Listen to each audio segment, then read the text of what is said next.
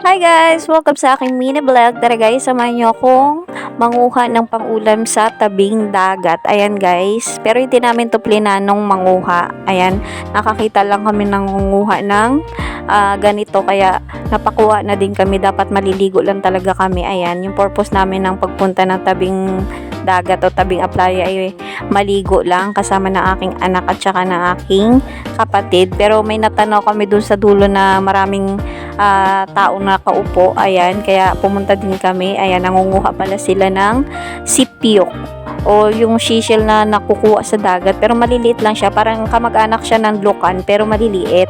Ayan guys, nagtry din ako dito, kala ko may makukuha ako. Ayan, nagpa-video ako sa kapatid ko.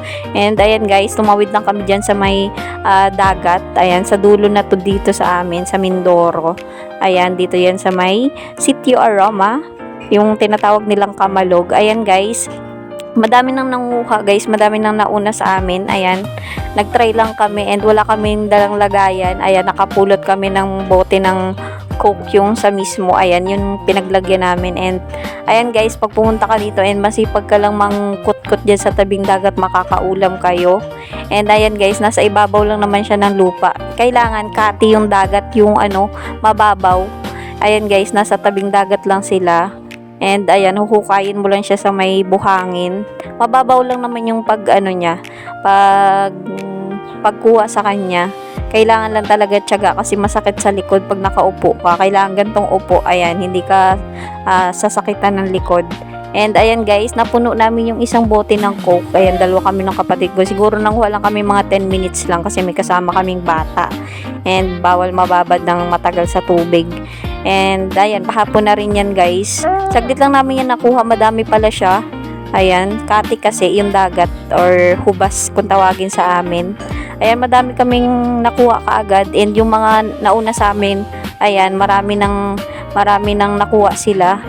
And bumalik kami guys nung second day and marami kami nakuha. And ayan nilutok ko na siya. Isang pitchel yan. Marami siyang shell, pero yung laman niya, kakaunti lang talaga yung laman. Ayan, yan lang yung nakuha kong laman. And ko lang siya, sasabawan lang, gigisa ko lang yan sa sibuyas. Ayan, sibuyas yan ng kapatid kong nakuha niya sa bukid kasi nanguha sila sa tag dito, per sako yata yung bayad sa kanila. And ayan guys, kumuha na rin ako ng tanglad kasi may tanim yung tatay kong tanglad. And yan yun, flex ko yung aming balon. Ayan, nakakalibre kami ng tubig panghugas at saka panlaba. Ayan guys, may tanim yung tatay ko na yung papa ko ng tanglad. Kaya nanguha din ako ng tanglad. Masarap kasi yung may tanglad para manamis-namis and mabango yung aking lulutuing sipyok.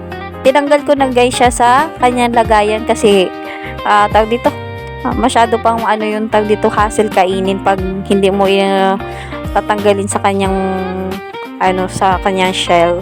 Ayan guys, ginisa ko lang sa sibuyas, luya, and ayan, nilagay ko na rin yung tag dito, tanglad. And ayan, flex ko lang yung tatay ko, nagbibilad siya ng toyo. Ayan, madami kasi ditong isda. And ayan guys, luto na.